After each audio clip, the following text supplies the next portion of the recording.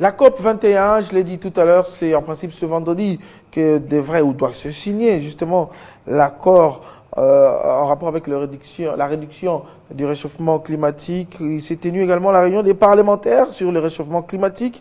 Le président de l'Assemblée parlementaire francophone, Aubin Minakou, qui préside justement cette institution depuis juillet 2015, était en France à un discours également devant les parlementaires du monde et cet appel des États à sauver la Terre. Crispin Chibassou, bonsoir. Bonsoir Pati. Journaliste, vous étiez à la suite du président de l'Assemblée des parlementaires francophones. En même temps, je dis président de l'Assemblée nationale de la République démocratique du Congo. Voilà. Il faut donner tous ses titres puisqu'il a tous ses titres avec lui. Vous étiez à sa suite justement à Paris devant des parlementaires du monde. Quel message il a apporté? Aubin Minakou a apporté le message de la contribution de l'APEF dans la lutte contre le réchauffement climatique. L'APEF, c'est l'Assemblée des parlementaires de la francophonie. C'est-à-dire ça réunit tous les parlementaires parlant le français dans le monde, dont le président Aubin Minakou dirige cette organisation mondiale en tant que telle. Il devait se prononcer à l'ouverture des travaux de l'Union interparlementaire. Donc, cette conférence a été organisée en marge de la conférence internationale sur les réchauffements climatiques organisée par les Nations Unies. Et les parlementaires devaient se retrouver, chose qui a été faite. Aubin Minakou s'est déplacé et il a présenté son discours en tant que président de l'Assemblée parlementaire de la francophonie devant Ban Ki-moon, devant Arnold Schwarzenegger, d'autres personnalités du monde. Le président de l'Assemblée nationale français était présent. Le discours d'Aubin Minakou était clair. Il faut sauver la Terre. Il faut privilégier les décisions qui permettent la mise en place des énergies renouvelables. Ne pas pointer du doigt accusateur n'importe qui que ce soit, mais fédérer les efforts dans le but de trouver des solutions idoines à cette problématique. Alors, sauver la Terre, c'est les énergies renouvelables, vous l'avez dit, mais c'est aussi en partie, c'est les décideurs du monde l'ont décidé il y a quelques années, que les pollueurs puissent payer aussi le crédit carbone dont devrait bénéficier aussi l'Afrique, notamment la République démocratique du Congo, beaucoup de pays, mais également le Brésil. On tend vers cet accord qui est également des compensations en rapport avec justement ceux qui polluent la terre, les pays industrialisés. Il y en a qui, même qui hésitent quelque part aussi, ce qu'on appelle le fonds vert. Le président de l'Assemblée nationale ou de l'Assemblée des parlementaires plaide aussi pour le fonds vert. Le fonds vert. Évidemment, il plaide pour le fonds vert, mais ici, il faut démontrer que ce n'est pas seulement le pays industrialisé qui pollue le monde, même la République démocratique du Congo. Nous sommes tous acteurs du réchauffement climatique à un certain degré. C'est pourquoi il faut fédérer les efforts. Ça ne sera pas égalitaire. Certains vont donner...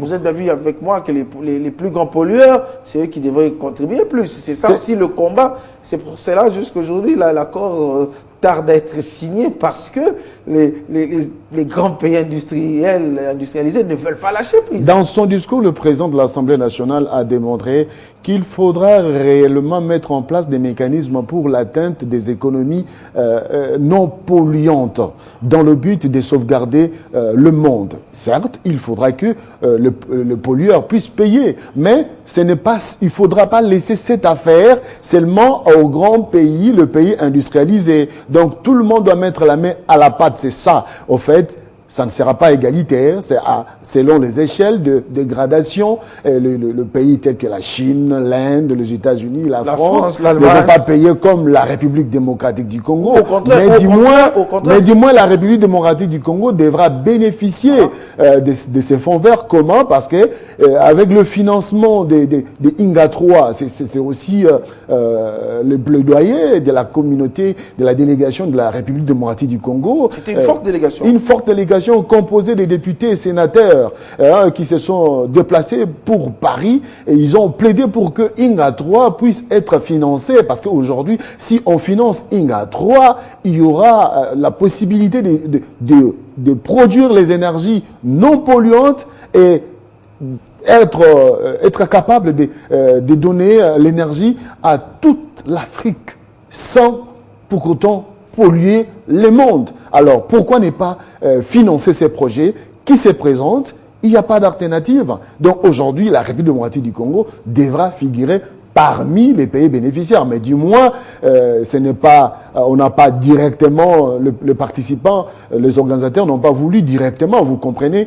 Quand on négocie, vous avez à participer dans des grands, dans des conférences, vous connaissez comment ça se passe. On ne met pas à l'avant-plan un pays, mais on parle d'une façon générale, mais c'est dans les détails qu'il faudra maintenant mettre en exécution tel ou tel projet. Alors, un discours, une phrase en lisant un peu son retour, ce qu'il a déclaré, un discours avant-gardiste pour que le monde, les États puissent travailler en sorte que l'on puisse laisser justement aux générations futures un espace terrestre non pollué. C'est ça également le souci aujourd'hui de tout le monde. Mais bien sûr, parce que le président de l'Assemblée parlementaire, l'Assemblée nationale, l'Assemblée parlementaire de la France, c'est ça son souhait, c'est de voir un monde où il fait beau vivre, un monde où il n'y a pas des inondations, un monde où il n'y a pas les effets néfastes du réchauffement climatique. Les réchauffements climatiques, soit il fait très froid, déjà. Les extrêmes.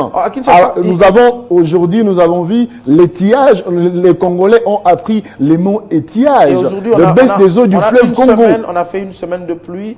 Des inondations terribles avec des morts qu'on a enregistrées. Nous avons suivi la réunion du gouvernement où le gouvernement a réellement déploré cette action. Ce qui s'est passé, soutenir les victimes, c'est pour dire que nous ne sommes pas en marge des conséquences du réchauffement climatique. C'est la planète Terre, nous sommes tous concernés.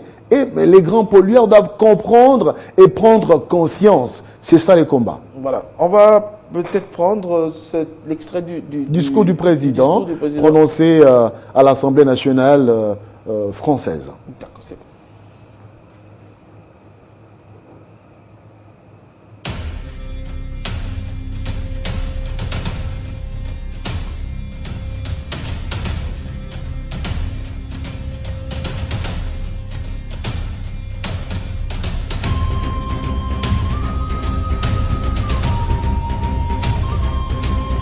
Constat fait, depuis quelque temps, à cause de l'activité humaine, les climats se dérèglent, la planète se réchauffe.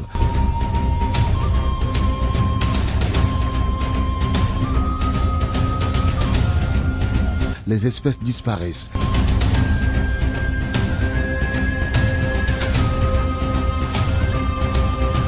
Les niveaux des mers s'élèvent.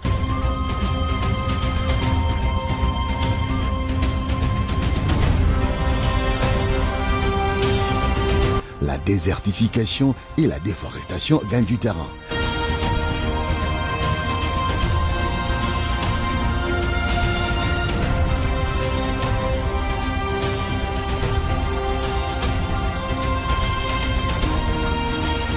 Conscient de cela, le parlementaire du monde se sont réunis à Paris à marge de la conférence des Nations Unies sur le climat pour examiner et trouver des recommandations utiles à la lutte que mène le monde contre les réchauffements climatiques. Cette conférence a été caractérisée par la participation de l'Assemblée parlementaire de la francophonie, présidée par Obemina Nkundiala Njooko, qui a prononcé un discours à l'ouverture des travaux au Quai d'Orsay, siège de l'Assemblée nationale française. Se trouvant sur les sols français, Obemina n'a pas manqué de condamner les attentats de Paris et autres actions terroristes menées en Afrique et ailleurs.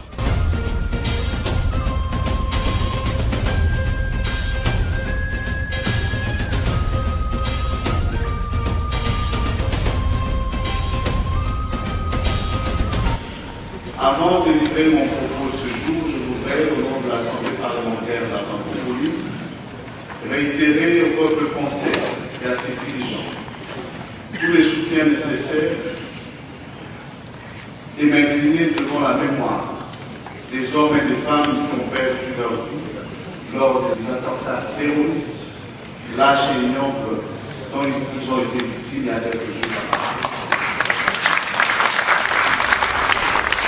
Abordant la question du climat, le président de l'APEF a démontré l'apport des pays francophones dans la lutte contre les réchauffements climatiques et proposé des pistes de solutions sur la mise en place des énergies renouvelables.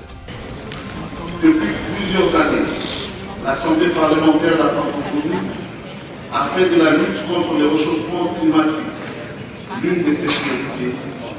Et dès mon accession à la présidence en juillet 2015, j'ai immédiatement la détermination de renforcer les actions en ce domaine.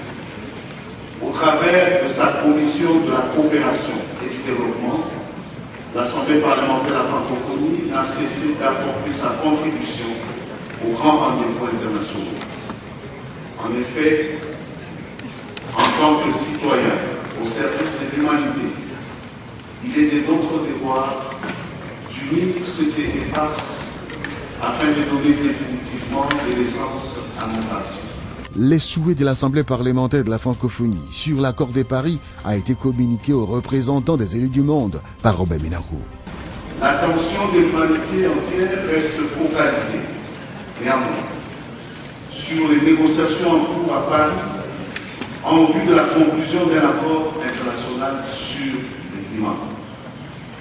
Un accord de plus, je vais dire peut-être un accord de la dernière chance. En effet, selon le dernier rapport du GIEC, les changements climatiques constituent l'une des graves menaces qui pèsent sur la sécurité, la prospérité et le développement du monde.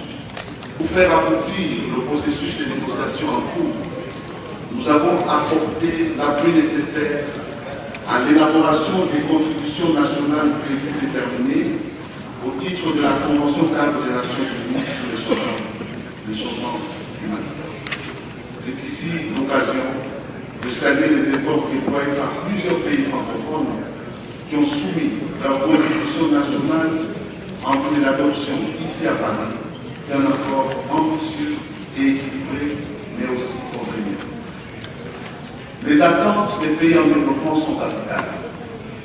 Le souhait de l'Assemblée parlementaire de la francophonie est que l'accord sur le climat qui sera adopté à l'issue de l'accord 21 inclut, outre les mesures d'atténuation et d'adaptation, les moyens de mise en œuvre. Le président vient d'en parler. En particulier, l'intensification des transferts de technologies, le renforcement des capacités et la fourniture des ressources financières pour l'Afrique, et ce, en veillant à la transparence des actions menées.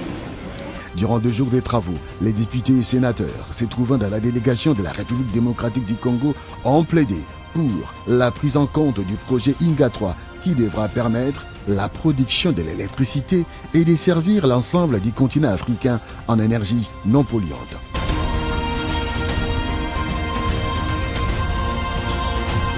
La RDC estime aujourd'hui en tant que deuxième poumon du monde, il a une contribution sur un meilleur développement orienté vers le climat.